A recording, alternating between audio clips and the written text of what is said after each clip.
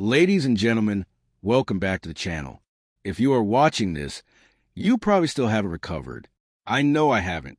My hands are literally still shaking as I hold this script. We talk about history in sports a lot. We throw that word around loosely, historic win, historic upset. But what we just witnessed at the Rizal Memorial Tennis Center in Manila wasn't just history. It was borderline mythology.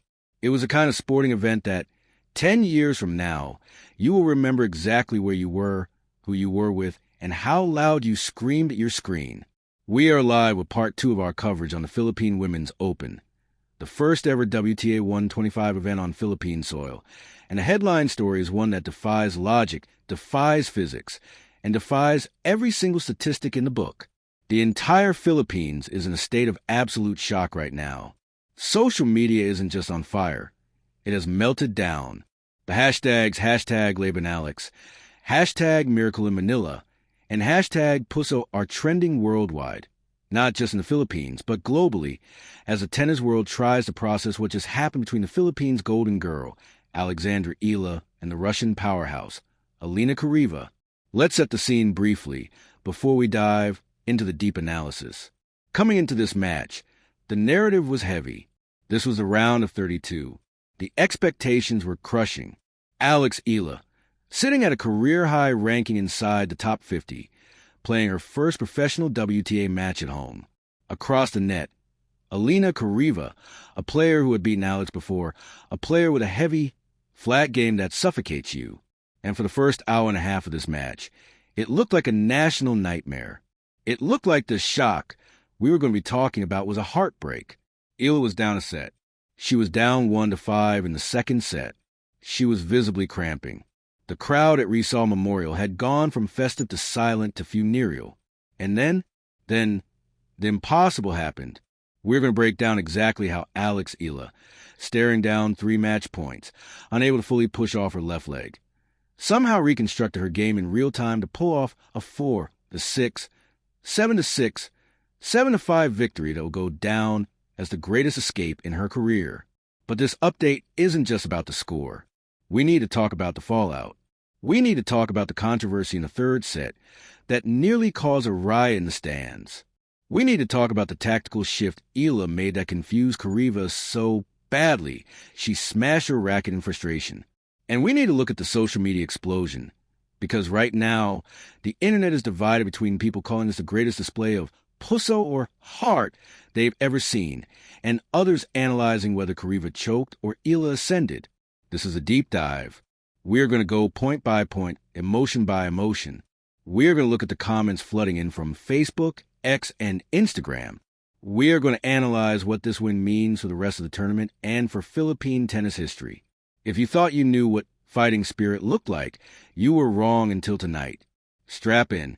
This is the autopsy of Miracle. Let's strip away the scoreboard for a second and look at the context, because without the context, you cannot appreciate the shock. Tonight was the opening of the Philippine Women's Open. For decades, Filipino tennis fans have had to watch their idols on TV. Wimbledon, Roland Garros, the U.S. Open. They've never had a WTA 125 event in their backyard. The hunger for this event was palpable. Tickets were sold out days ago. The Rizal Memorial Tennis Center wasn't just a venue. It was a cauldron. And squarely in the center of that cauldron was Alex Eala. We have to be honest about the pressure she was under. She is 20 years old. She has been the face of Philippine tennis since she was a junior. She's now a top 50 player. Every billboard, every commercial, every news segment leading up to this week was about her. The Queen comes home. That was the tagline. Imagine the weight of that. You walk on a court and thousands of people are screaming your name, waving flags, expecting not just a win, but a coronation. And her opponent? Alina Charaeva. We profiled her in part 1. She is not a pushover. Ranked around 160, yes, but dangerous. She has a winning head-to-head record against Alex from their junior days. She plays a style of tennis that is particularly difficult for Alex. Hard, flat, low-bouncing shots that rush Alex on the forehand side. Charaeva had nothing to lose. She was a villain in the narrative, a role she seemed to embrace tonight. She walked out with headphones on, ignoring the crowd, looking like a stone-cold assassin. When the match started, you could feel the nerves radiating off Alex. Her footwork, usually so light and precise, looked heavy. She was overhitting. The crowd, wanting to help, was actually making it harder. Every unforced error was met with a collective groan that echoed around the stadium. That kind of energy penetrates a player's psyche. It tells them, "We are worried," and Alex played worried. The first set was a tactical clinic by Charaeva. We have to give credit where it is due. The Russian identified that Alex was tight on her backhand wing. She kept peppering that corner deep and heavy, forcing Alex to slice defensively. Alex loves to dictate with her lefty forehand, the lasso spin that drives opponents back. But Charaeva wasn't letting her set it up. She was taking the ball early, robbing Alex of time. Charaeva broke early. She held serve easily. The silence in the stadium grew with every game. 2-0, 4-1, 5-2. Alex managed to claw back one break, showing a glimmer of life. But Charaeva closed out the first set 6-4 with an ace down the tee. The air went out of the building. But the real shock, the part that is social media paralyzed right now, was the start of the second set. It looked like Alexandra Eala had nothing left. Physically, she looked drained. Maybe it was the humidity. Maybe it was the adrenaline dump. But she started reaching for her hamstring.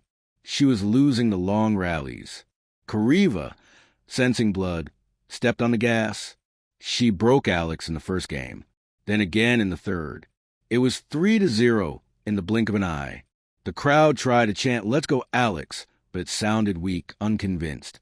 At 4-1, Charaeva hit a cross-court winner that clipped the line. A shot so good, Alex just stared at the mark in disbelief. Then came the moment that terrified everyone. At 1-4, down break point, Alex chased a drop shot, slid, and pulled up grimacing. She clutched her left ankle. The umpire came down. The trainer was called. A hush fell over Manila. You could hear a pin drop in that stadium. On the live stream chat, the comments were scrolling so fast you couldn't read them. "It's over. Don't risk it, Alex. Retire and save your season." She took the medical timeout. She got taped up. She came back out, but she looked compromised.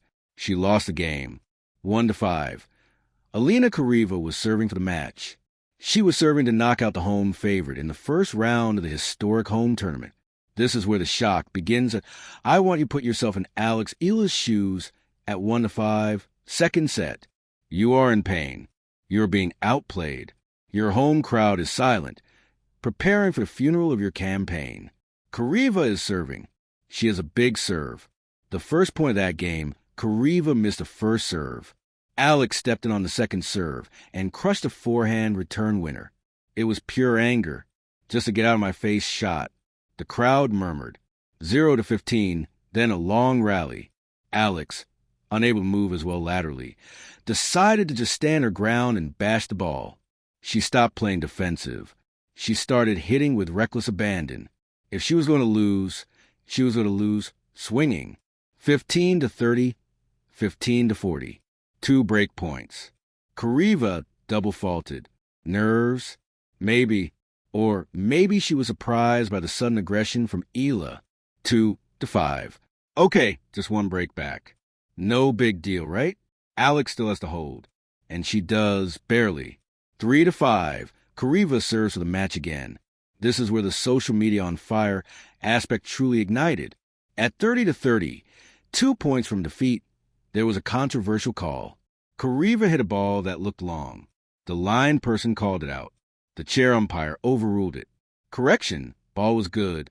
Replay the point. The crowd erupted. Boos rained down. It was deafening.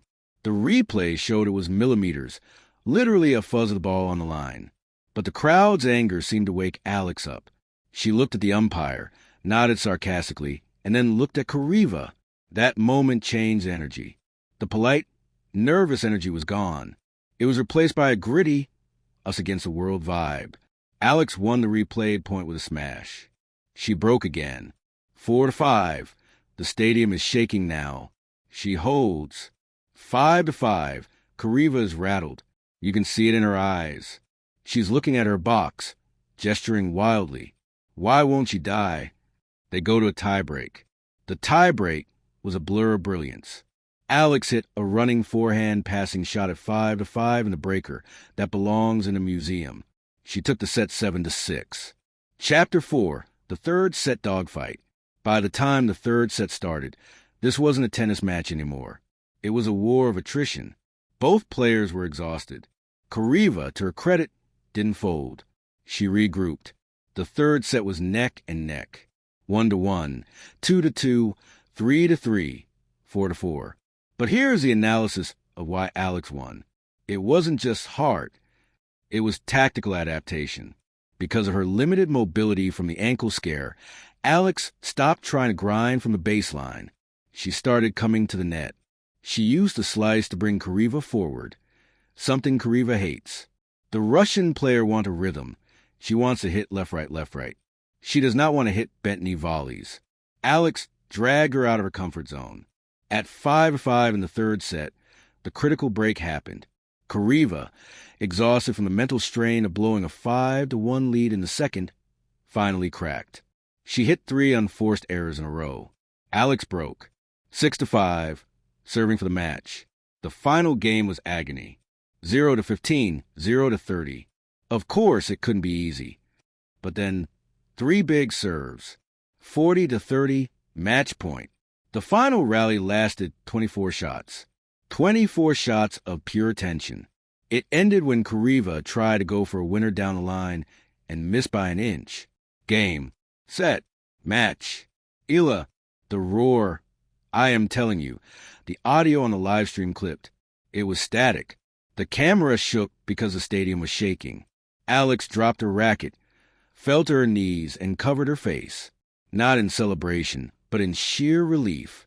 Now let's look at the social media's on fire aspect of your requests, because this is fascinating. I have my feed open right now. On X, formerly Twitter, the top trending topic is #EalaMiracle. But looking deeper, there's a massive conversation happening about the psychology of the Filipino fan. One viral tweet reads, I turned off the TV at 1-5 because I couldn't bear to watch her lose. I turned it back on and she was winning. I am never doubting again. Sorry, Alex. This is a common sentiment. Thousands of fans are confessing they lost hope. But there is also the controversy. Russian tennis fan accounts are posting screenshots of that line call in the second set, claiming Charaeva was robbed. Home court advantage is real. The umpire was intimidated by the crowd, says one comment with 2,000 likes. And then you have the reaction from the Filipino celebrities and athletes, other PBA stars, volleyball players. They're all posting clips of the final point. This match has transcended tennis. It has become a national moment. It's being compared to Gila's Pilipinas games, to Manny Pacquiao fights. The narrative is, we never give up. There's also a lot of heat on Charaeva's behavior. In the handshake at the net, it was frosty, to say the least. She barely looked at Alex. Social media is dissecting that frame by frame. Some are calling it unsportsmanlike. Others are defending her, saying she's just devastated. But the most fire aspect is the meme culture.